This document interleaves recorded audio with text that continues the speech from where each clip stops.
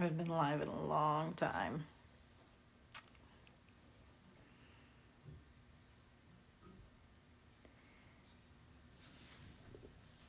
Hey guys, I haven't been live in so long, and I want to answer any questions that you guys might have while I'm on this live. So if you want to type them down. Hey everyone. If you have any questions, please type them below. I really want to just do some Q&A, just chat with you guys, see how you're doing. I appreciate, oh my God, there's 500 people in here. Oh my God, I just can't even believe this. Hey Elliot, you inspired me. I'm going live now that you are, once I saw you go live. This is insanity to me that there's 500 people in this live right now. Thank you so much. I appreciate you guys. Can you change the behavior of a narcissistic woman? Absolutely not.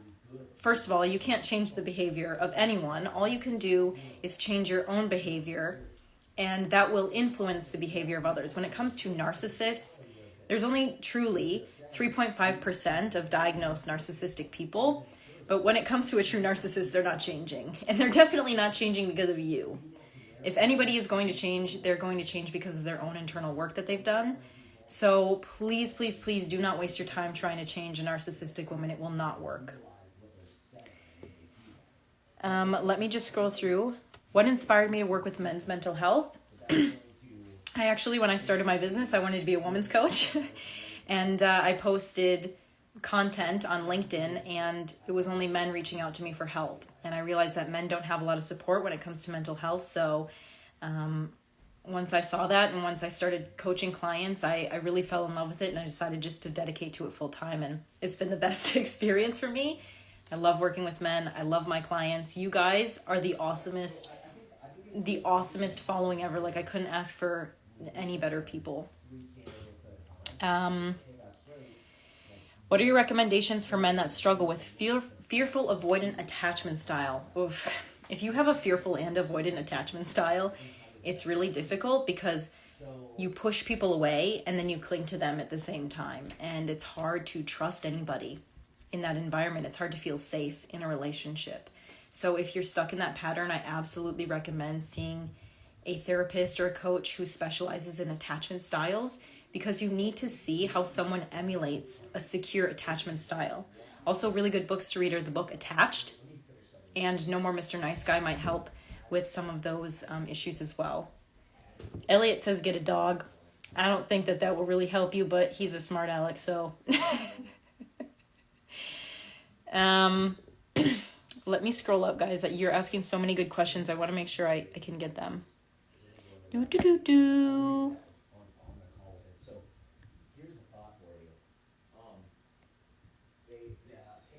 Do I really think a woman or man can be too sensitive? Yes, of course. People can be too sensitive because of their past experiences and trauma.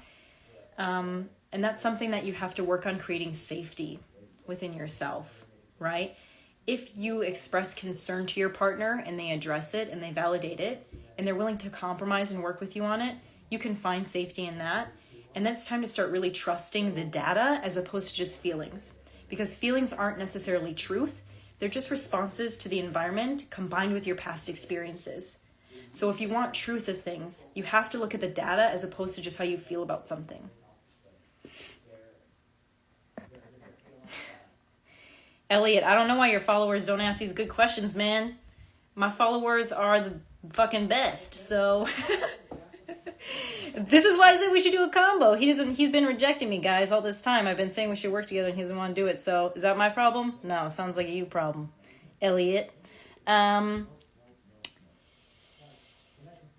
What could explain a sudden emotional behavior in divorced men? Can you elaborate on that a little bit more for me? How to make any girl comfortable during the first talk?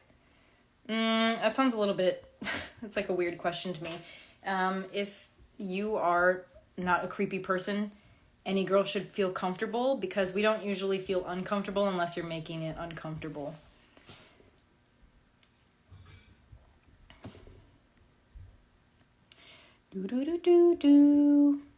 How can you find out if a woman is being truthful from the start?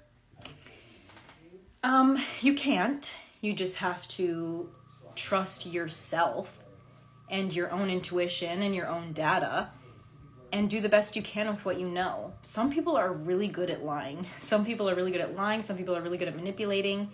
And that's not your fault. And it's nothing that you can really zone in on. I would actually focus less on how can I trust them and more on like what makes a trustful person. How do you trust someone? And then see if they align with that data. If you're getting a weird gut feeling, that tells you something. Just wanted to say I always enjoy seeing the stuff you post. Thank you so much. I really appreciate that. Anytime you guys have ideas or content that you want, feel free to message me. I want to make this the most valuable platform possible. And I can't read all of the DMs. I get so many, but I really do my best to try. And I take your feedback. I really try to take your feedback into consideration. And none of the stuff I'm saying comes out of my ass. Like it's from the clients that I've coached. It's from the books that I've read. It's from experience. I've been doing this for 3 years now. So it's a lot of conversations, a lot of coaching men through the same situations over and over and over again. So I even encourage you, if some of the posts feel weird to you, to maybe read it 2 or 3 times, because like a lot of stuff I'm saying is coming from experience, but I always take your responses into consideration. Why do I eat my emotions? If you use a coping strategy that is not healthy for you, such as eating your emotions, alcoholism, workaholism, sex, porn, whatever it is, if you're doing something that you know you shouldn't be doing, it's because you are trying to soothe yourself. It is the only thing that you have found that takes you away from that pain for that specific moment. And we are programmed to seek instant gratification. And so we want to avoid the pain. We're programmed to run away from pain run away from pain as opposed to run towards pleasure. So you might eat your emotions because eating feels better than feeling the pain. It's a momentary distraction. Then you feel like shit after, right? But it never solves the problem. So all of those things may make you feel better in the moment, but I really encourage you to seek a coping mechanism that actually solves the problem as opposed to one that just adds to the problem. Sorry guys, I have like phlegmy throat. I don't know what's going on. Oh, I'm so glad that the posts make you feel more positive. Oh my God, someone bought a badge. I didn't even know that was possible. Thank you. I didn't even know that was possible to buy badges. I don't know what's going on right now. I just love you guys so much. You're just the best. Ooh, okay, I got questions in this question box. Trying to protect my son from his vulnerable narcissistic mother in an upcoming co-parent situation. Whew, that's tough, right? If you have children and your partner is a narcissist, that is really tough. Because they're probably using the kids against you. They're manipulating them to not like you. They're using them as a bargaining tool. And that can really make life a living hell. So I really, really empathize with you there. The best thing you can do to protect your children in situations like that is just to show them the correct way to love and be loved and be, proper. When they grow up, they'll start to see the difference in the behaviors, and that will tell them all they need to know, right? They will see the truth through that. Because there's nothing you can do to make that person change. And if you just focus on how bad of a parent the other parent is, you're focusing less on being a good parent yourself. They're literally robbing you of your own personal peace and time that you could be spending with your child because you're so focused on what's going on the other side. So the only thing that you can really do is just focus on how you can be the best parent that you can be. And it's an unfortunate situation that they may have effects from later on, but at least they will be able to trust you and know that you are a safe spot for them that they can always go to. Thank you guys so much for buying these badges. I really appreciate it. I don't know what's going on, but thank you so much. Let me read these questions. How can a man cope with mental health when he's leaving a toxic relationship and entering into another? Well, you need a strong support system. So you need a coach, therapist, someone who actually has tools that can help you. If you have supportive friends and family who can be there to support you in a way that is maybe taking you out to lunch or golfing or going out to dinner, something like that, where you can have healthy fun.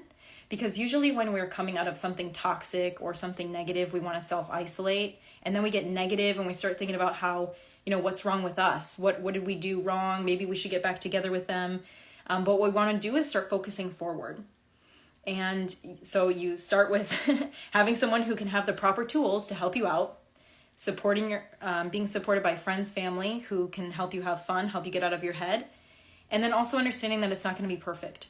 When you enter a new relationship, you're going to have, mixed messages from your past experiences, and being upfront and very self-aware of those things is really going to help you as you enter into this new dynamic. And is that person willing to work through those things with you? And are they a safe person?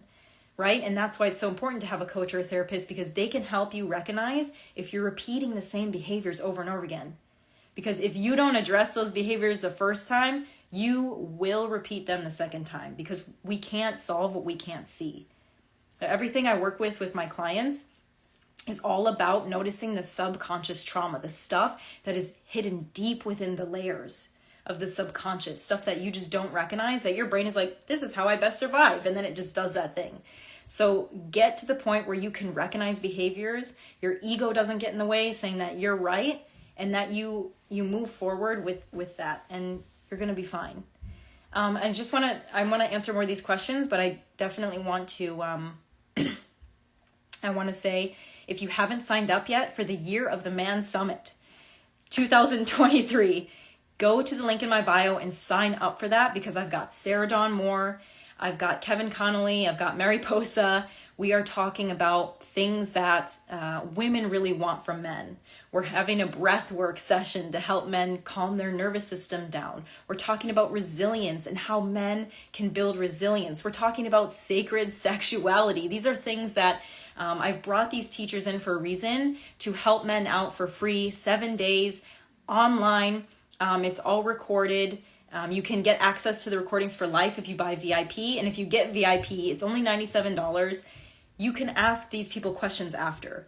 So it's super valuable. I really want to put that out there. Please go to the link in my bio to sign up for it. It's like in 1.5 weeks. It starts the 31st of Jan. I'm super excited for it. So I just had to put that in there. Okay. Sorry guys, I'm like talking so fast, I'm out of breath. Let me look at more of the questions. Thank you guys so much for asking these. Okay, any tips on not falling into the it's all women mentality post-affair divorce? Oh, that's hard, because there's a lot of stuff out there too about it's all men are cheaters, all men just want sex, right? And then the stereotype, all women just want money, all women care about is status. I do have to say, in certain parts of the world, the cultures are like that, right? Like if you go down to Miami, the culture is women from other countries who are very beautiful seeking out men who only want money. And that's where I think we get a lot of stereotypes like this. And when you're talking about post-affair divorce, you have to remember that you hold all the power in your own dating world. Nobody holds power over you when it comes to dating. So the fact that you're getting divorced means that you got married, means that you made a choice in that engagement, right? And this is the pill that we have to swallow, is it's not all men, it's not all women. It might just be the men and women that you choose, that you're attracted to. So the way that you can guarantee not feeling like it's not all men or it's not all women is to change the way that you engage in relationship.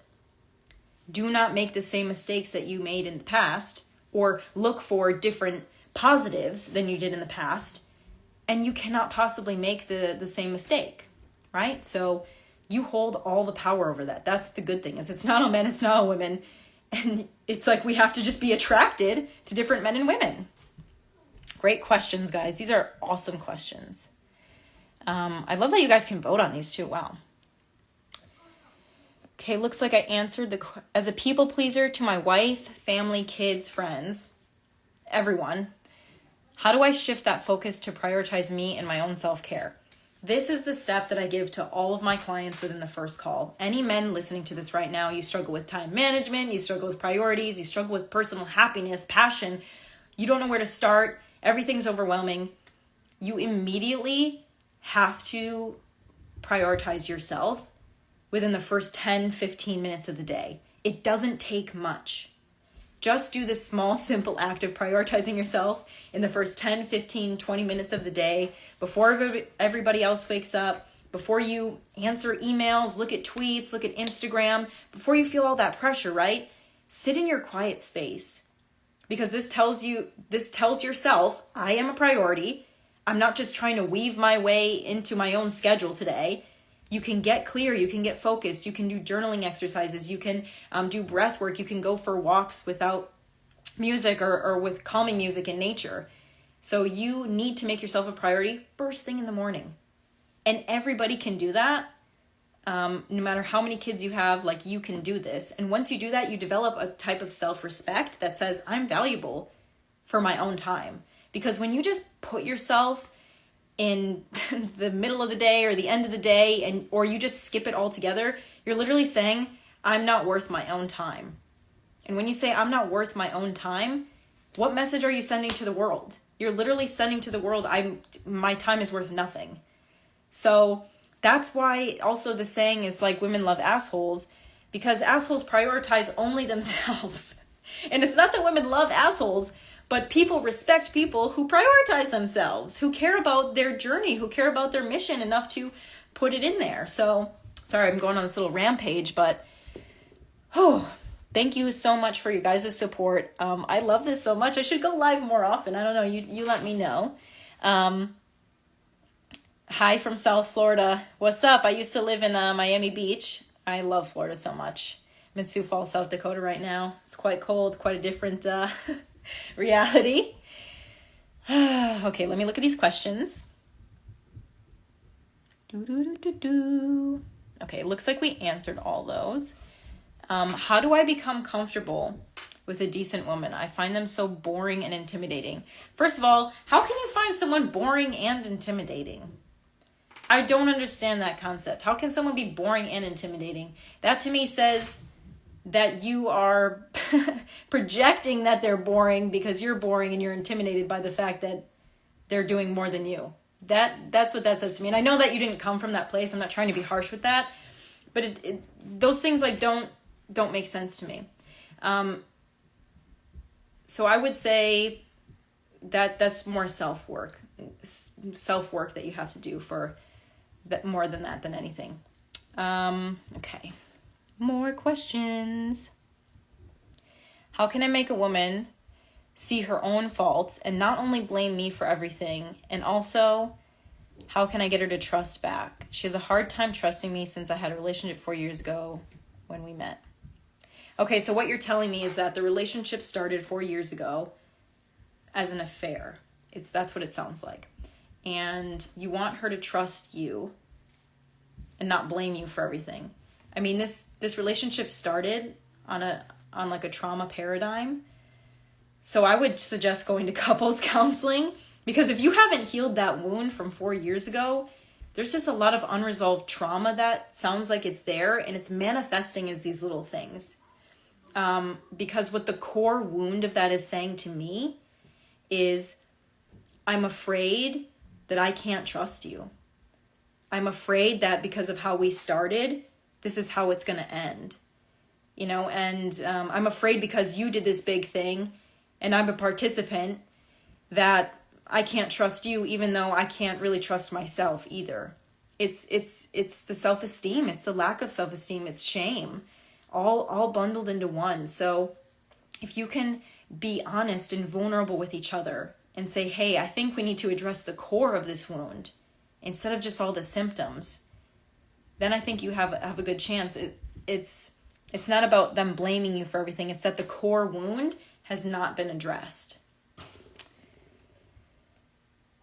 Oh my God, I don't know what all these things are. You guys are like buying badges. I don't know what's going on right now, but like, thank you so much. I appreciate you guys so much. You're the best.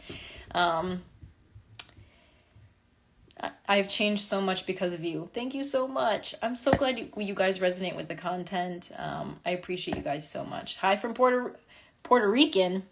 No, I'm not Puerto Rican. I don't know if anybody was asking me that. I'm like clearly very white, so. Hello from Wisconsin. That's where I was born. Good old Wisconsinite. She says she likes me but doesn't want to commit because I'm Catholic and she's a Protestant Christian. So her family wouldn't accept me, but she doesn't let me go on. I mean, someone can only hold on to you as long as you hold on to them. It's really tough. But if there's no actual reality there, you have to do what's best for you. Sometimes we just hold on too long because we have hope. And hope is a very dangerous thing for our heart.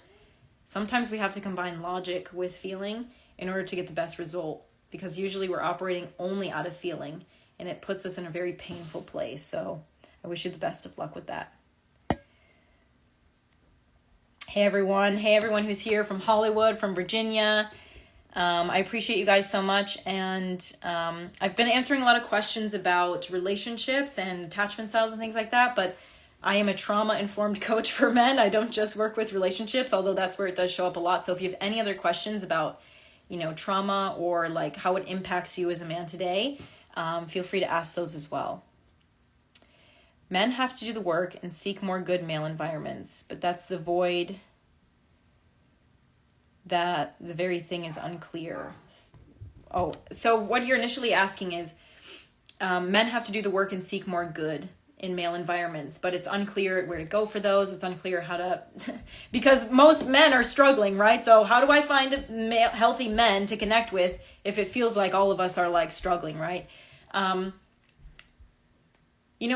huge part of growth that I think a lot of us don't realize is that you don't have to be perfect to help someone, and you don't have to look up to someone who's perfect to be helped by them. There's a lot of value in everyone, and I think the main goal for men is to at least seek healthy male relationships. And that doesn't mean seek perfect male relationships. It means seek men who are willing to grow with you. Men who are willing to be vulnerable with you. Men who are willing to be vulnerable in general. Because that is the void. Men who are willing to be open. Men who are willing to heal. There's a lot of ego out there because of society mostly. Because it taught men, don't be vulnerable because the world will hate you. And so we're really overcoming that narrative. And you would be surprised at how many men I talk to. Look at how many men are in this feed right now. With the desire to grow. With the desire to be open. And you would be surprised at how many of your friends you're like, nah, they wouldn't be open to that. And they would.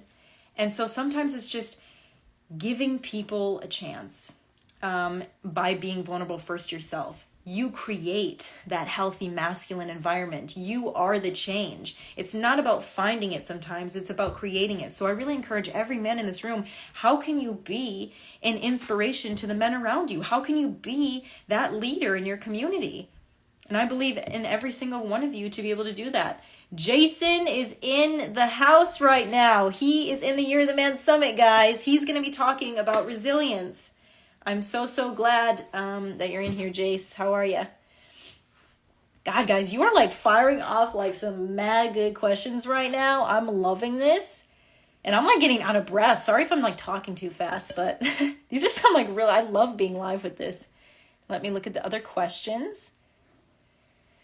Okay, this is a really good one. If a man is attracted to masculine women, and that has been his pattern, which he is now conscious of, how would he go about finding a more feminine woman? As usually women that are masculine have had to have a man, have had to be a man, and women due to their own pattern.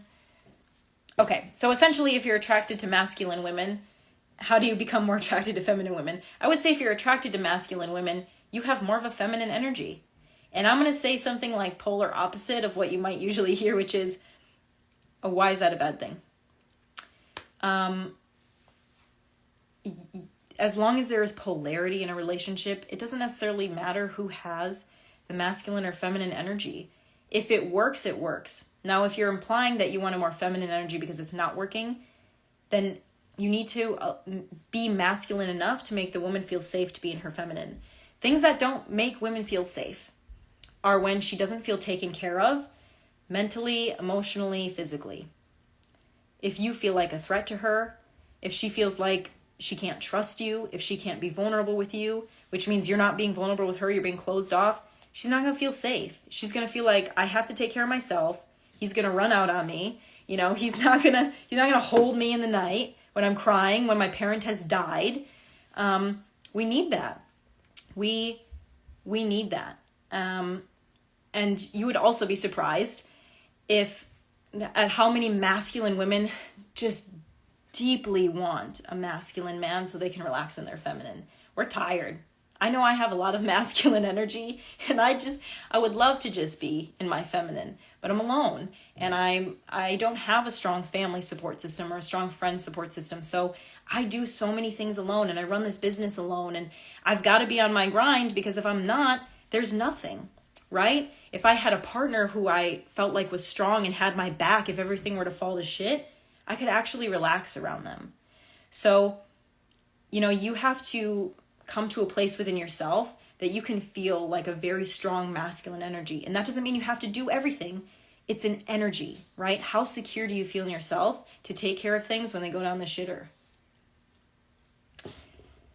We are on fire right now, guys. I don't know how much longer I'm going to be on this live, but I will answer as many questions as I can until then, because these are awesome.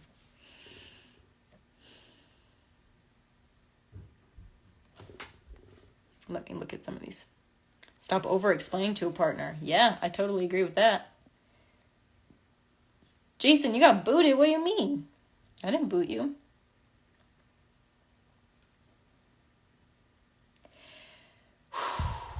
Yeah, it's rapid fire with these questions. I know. It's like crazy.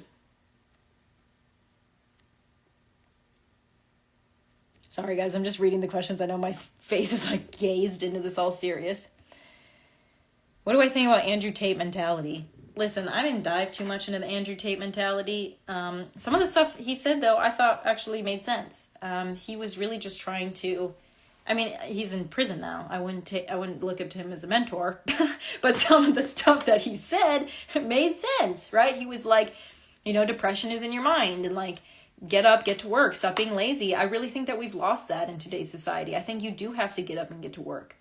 You know, even like Kim Kardashian said, she's like, people don't want to fucking work. She was right. I don't know why everybody hated on her, because she was right. And when people are right, you got to give them credit where credit's due. So I don't think that anybody is perfect. Take what you need from people's advice and leave the rest. Like, it's common sense. Like, don't abuse women, like Andrew Tate says, but you can still use the other stuff. So thanks that I don't come off as masculine energy. I really appreciate that. I've been working on it. I feel like I'm being too hard on women, losing interest too fast. How do I balance it with knowing I can keep myself safe? Well, you literally just answered your own question in that last sentence. If you don't feel safe, you'll never be able to balance dating someone.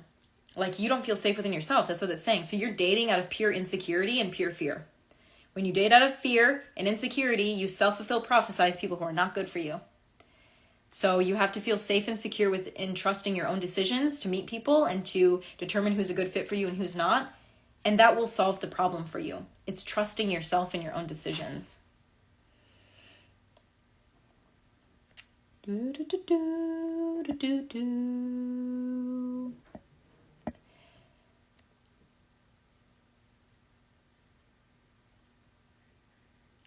How to find motivation in life after really long relationships. Why are really long relationships taking the motivation out of your life? That's what I want to know. You shouldn't be in that relationship at that point. Thank you guys so much for all of your comments. I'm really appreciating all of this. Some of these questions I answered earlier on in the live, so I'll try to make like little cuts of it. I'm just like catching up here. So like, please, thank you for the patience with this. How much should I give into a relationship without messing my own plans and fulfilling her needs? If you are in a aligned relationship, you should be able to fulfill someone's needs and fulfill your own needs. It shouldn't have to be an either or. Like if there's a point where you can't do both, that's like a discussion you need to have with yourself and the expectations you guys have both created. There will be compromise in relationships, but not sacrifice. And so when you're in an aligned relationship, both of you are working towards your goals and dreams, and both of those should be on the same railroad track, going down the same journey, the same path. not opposite to where you have to leave your side to help her with hers.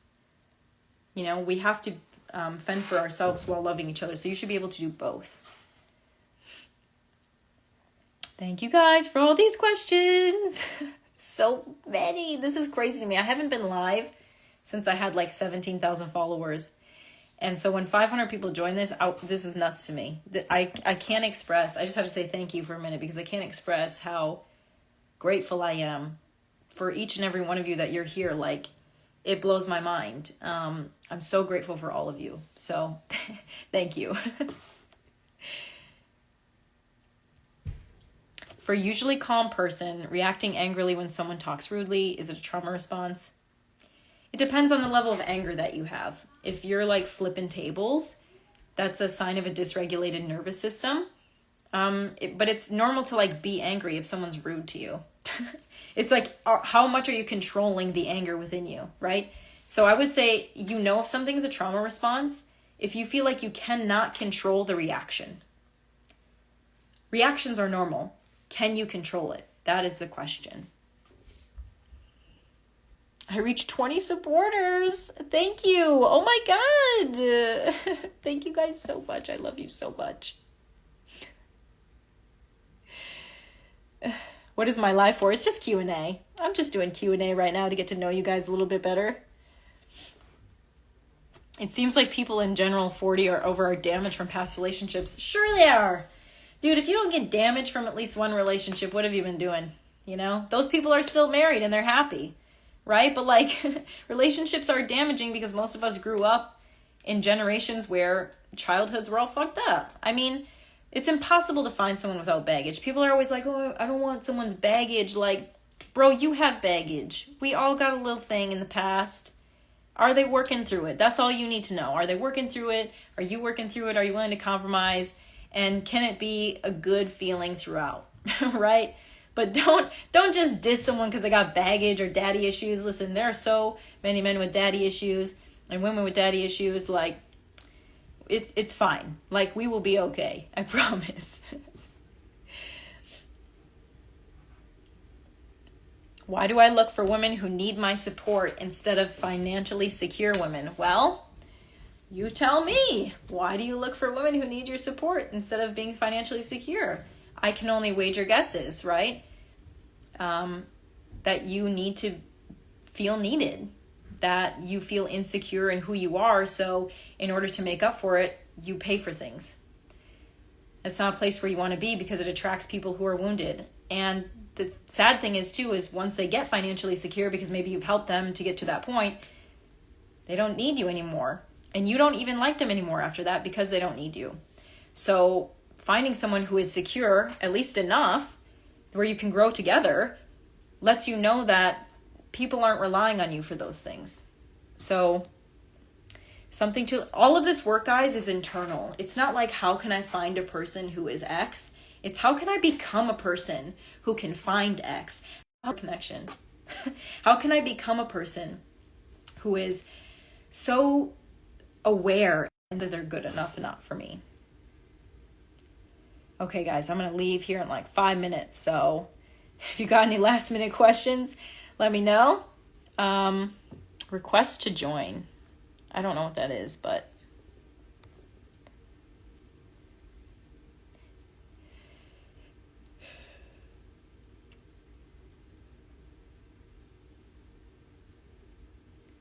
what did you say, Jace? Who attracts X? Yeah. How can you find a good therapist or psychologist? You just got to look for one. Well, first of all, know what you want. If you're going to a therapist or psychologist, at least take some self-inventory about what you want to accomplish and what maybe you've struggled with. If you've always had problem with relationships, you might want to see someone who specializes in relationships. If you have a problem with childhood trauma, like you've dealt with abuse or something like that from a young age, maybe see someone who specializes in childhood trauma, because you're going to have a better chance at finding the person who's good for you. And then you just have to try it out and see who you resonate with, because the relationship with the coach or therapist is the most important aspect of the training. Hey guys, so I'm going to head off here soon, but once again, if you have not signed up for the Year of the Man Summit 2023, go to the link in my bio. We've got Jason in here already. Like I said earlier, he's going to be teaching men about resilience. He's done one of those 100-mile races. In 24 hours, he's pure insanity. But Sarah Dawn Moore is going to be there. Kevin Connolly with breathwork. Mary Posa with sacred sexuality. If you want to talk to these people, it's only $97 all 7 days. Like, I can't even believe they honestly agreed to do this with me. Like, go to the link in my bio. It's free. But if you want to talk to them, you'll never get a chance like this again. Purchase that link in my bio. I swear to God, guys. So, I'm out of breath. Yeah, Jason, it's going to be so amazing. Like, it was amazing last year. Last year we did it. We had JB Motivation in there. We had Dylan Sessler talking about trauma. He was a sniper specialist. So I try to get different types of people in there every year to really support men and talk about things that will actually freaking help you.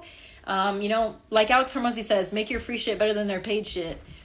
So it's totally free. The only thing you would be paying for is the extra ability to ask questions to these people who are doing this for free. I'm not paying them. Sorry, Chase. Nobody's getting paid from this. It's really just something to give back. So if you show up anyway, I freaking appreciate you. So, oh my God, these questions are just freaking awesome, guys. I love this. This is amazing. Thank you guys so much for being here. Okay, I'm going to answer like a couple more questions and then we're going to head out. What to do if we've lost faith in women and have deep trust issues? I think if you've lost faith in an entire gender and have trust issues, the trust issues are the biggest part, and not in other people, but in yourself. You gotten to a point where you feel like you've made so many mistakes that you can't trust the next person because you don't trust yourself to choose the next person. So find someone that you can trust, coach or therapist, someone who, is going to have the tools and has no intention of hurting you, to build a secure relationship with. To say, oh, this is what it means to have a vulnerable conversation and not be judged, right? To actually seek someone out to make a good choice and decision. And when you start healing those trust issues within yourself, it's like little by little with other people around you. I could cut swearing. No. Sorry. Swearing is like just part of my DNA, bro. And I kind of like it, so sorry.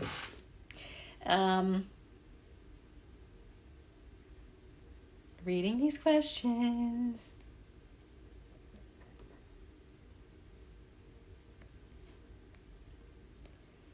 Oh, the Year of the Man Summit, it's totally online. It's all online via Zoom.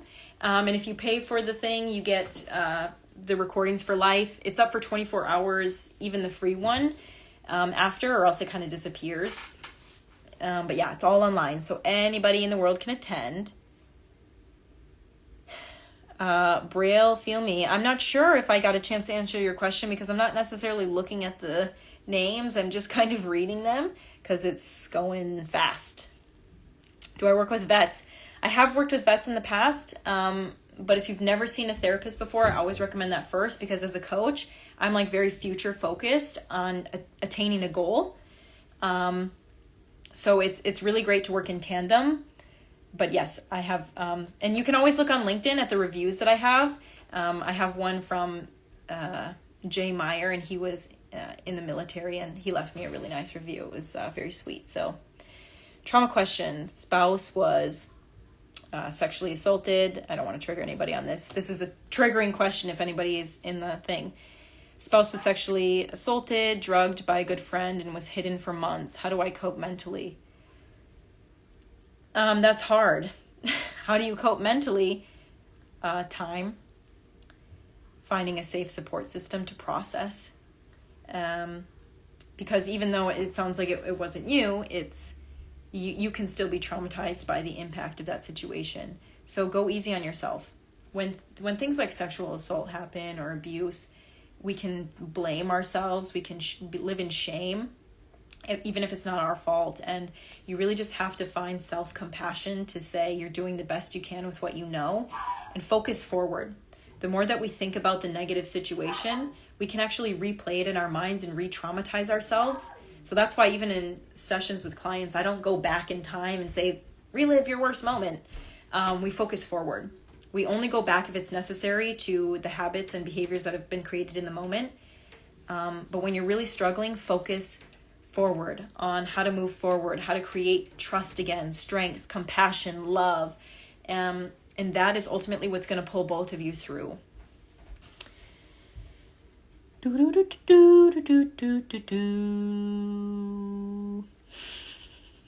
These are awesome, guys. I'm a narcissist. Sorry, I asked about trying to salvage a relationship with my kids, though their mother has them not talking to me. Have you been diagnosed as a narcissist? This is a very odd question. Usually narcissists don't ask things like this because they don't want to admit that they're narcissists. So that's why I'm asking if you've actually been diagnosed. Sometimes we self-diagnose ourselves as narcissists or something like that, and it's not true. Because also narcissists, the number one thing I see is like people feeling like they're a narcissist and like, how do I change this? How do I help myself? And it's like, narcissists don't desire change. They don't think they're the problem. So that's probably a number one sign that you're not a narcissist.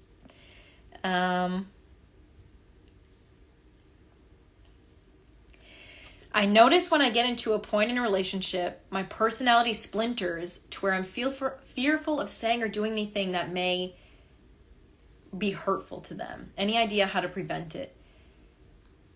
Know that even in healthy relationships, we may still be hurt by our partners or hurt our partners by accident. And expressing your own needs, wants, or desires is not hurting your partner.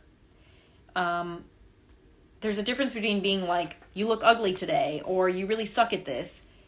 That's kind of hurting your partner. That's being negative to your partner. That's being toxic to your partner, as opposed to, hey, I'm not okay with this because it hurts me.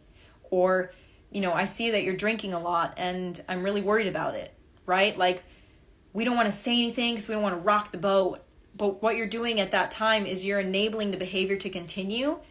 And then all you're doing is enabling the most toxic part of your partner to keep on thriving. Partnership is understanding that being together means growing together. Means, like, when they say for better or for worse, it's not just like things that happen outside of the relationship. It's saying like, yo, for better or for worse of myself. Am I willing to grow in this relationship? Am I willing to take the hits by my partner? Because they should be the ones who are deadly honest with you, right? They should be the ones who are telling it to you like it is, and you should be okay accepting that.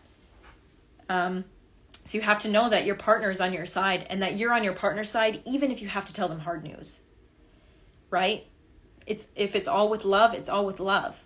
And you just got to trust that. You can't possibly hurt someone if you're loving them.